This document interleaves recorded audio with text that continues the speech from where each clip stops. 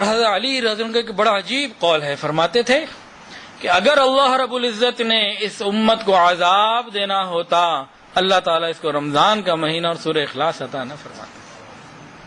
اگر اللہ نے اس امت کو عذاب دینا ہوتا، اس کو سورہ اخلاص اور رمضان عطا نہ فرماتا۔ اللہ تعالیٰ کا ارادہ خیر کا ہے، جنت دینے کا ہے، کاش کہ ہم لینے والے بن جائیں۔ اب روزے تین طرح کے ہوتے ہیں۔ ابن جوزی رحمۃ اللہ نے لکھا ہے کہ تین طرح کے روزے دار ہوتے ہیں۔ ایک تو فرماتے ہیں صوم روحی، روح کا روزہ، وہ کیا ہے کہ امیدوں کو مختصر کرنا، وہ قصر العمل۔ دوسرا فرماتے ہیں وہ صوم العقلی، عقل کا روزہ، وہ مخالفت الہوا، خواہشات کی مخالفت کرنا۔ اور تیسرا فرماتے ہیں وہ صوم الجوارح، جوارح کا روزہ، اعضاء جوارح کا روزہ، وہ امساک عن الطعام والشراب والجماع، کہ کھانے پینے اور میاں بیوی کے کام سے رک جانا۔ تو فرمایا تین طرح کے روزے دار ہوئے۔ ایک تو وہ روزے دار ہوئے جو صرف کھانے پینے اور جماع سے رک گئے، یہ عام درجہ۔ ایک اس سے اگلا درجہ کہ وہ کھانے پینے سے بھی رکے، نافرمانیوں سے بھی رکے۔ اور ایک اس سے اگلا درجہ اخص الخواص، خاص اولیاء کاملین کا روزہ، کہ وہ کھانے پینے جماع سے بھی رکے، گناہوں سے بھی رکے اور غفلت سے بھی بچے، اللہ کی یاد میں انہوں نے وقت گزارے، 24 گھنٹے اللہ کی یاد میں گزرے، غافل ہی نہ ہوئے، دل کے ساتھ اللہ کے روزہ رکھا۔ پھر فرماتے ہیں کہ دیکھو جیسی کرنی ویسی برنی، جزا من جنس العمل، یہ اللہ کا قانون ہے کہ جیسا عمل ہوگا ویسی جزا اس کی ملے گی۔ فرماتے ہیں کہ ہر آدمی کو اس کے عمل کے مطابق اجر مل جائے گا۔ تو جس نے فقط کھانے پینے سے رکنے کا روزہ رکھا، اس کی افطاری کب ہوگی؟ جیسے ہی مغرب کی اذان ہوگی اس کی افطاری ہو جائے گی۔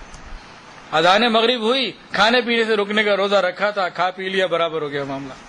فرماتے ہیں کہ جس نے روزہ رکھا اللہ تعالیٰ کے دیدار کے لیے،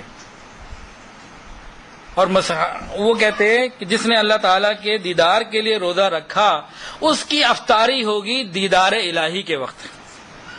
اور دلیل کیا پیش کرتے ہیں؟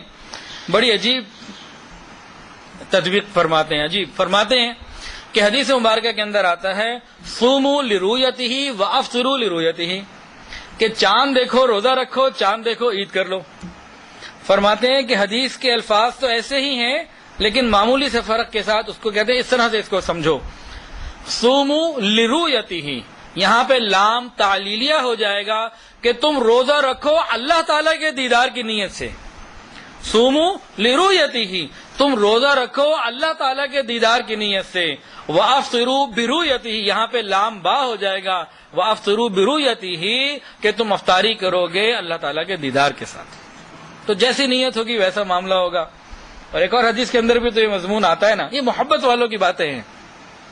حدیث کے اندر آتا ہے للصائم فرحتان، روزے دار کے لیے دو خوشیاں ہیں، روزے دار کے لیے دو خوشیاں۔ ایک فرمایا فرحت عند الافطار، ایک خوشی ہے افطاری کے وقت، جب انسان افطاری کرتا ہے کتنی خوشی ہوتی ہے، اس خوشی میں ہم کتنی چیزیں اور بھول جاتے ہیں، نماز ہی بھول جاتے ہیں۔ تو ایک خوشی تو ہوتی ہے افطاری کے وقت، فرحت عند الافطار، اور دوسرا فرمایا وفرحت عند لقاء الرحمن، اور ایک دوسری خوشی روزے دار کو اللہ کے دیدار کے وقت۔ تو اللہ کا دیدار، یہاں ایک دو باتیں اور سمجھنے والی ہیں۔ ہمارا روزہ جو ہے اس کی قیمت کیسے لگے گی اور اس کو ہم کیسے انالائز کریں؟ دیکھیں، ایک ہوتا ہے سونا، ایک چاندی، ایک لوہا۔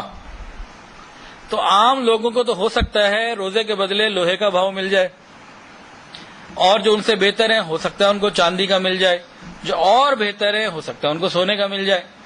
لیکن وہ لوگ جو روزہ رکھ کر بھی ٹی وی دیکھتے رہیں، فیس بک پہ بیٹھتے رہیں، نافرمانیاں کرتے رہیں، میوزک سنتے رہیں، گانے سنتے رہیں، گناہ کرتے رہیں، نافرمانیاں کرتے رہیں، ہو سکتا ہے ان کو مٹی کے بھاؤ بھی قبول نہ کریں۔ وزن تو سب کا برابر ہے، 1 من سونا 1 من، 1 من چاندی 1 من، 1 من لوہا 1 من۔ تو روزہ سب نے رکھا 16 گھنٹے کا، کسی کو لوہے کا بھاؤ ملے گا، کسی کو چاندی کا ملے گا، کسی کو سونے کا ملے گا، اور کچھ ایسے بھی ہوں گے جن کو مٹی کا بھی نہیں ملے گا۔ 16 گھنٹے انہوں نے بھی بھوک پیاس میں گزارے ہوں گے۔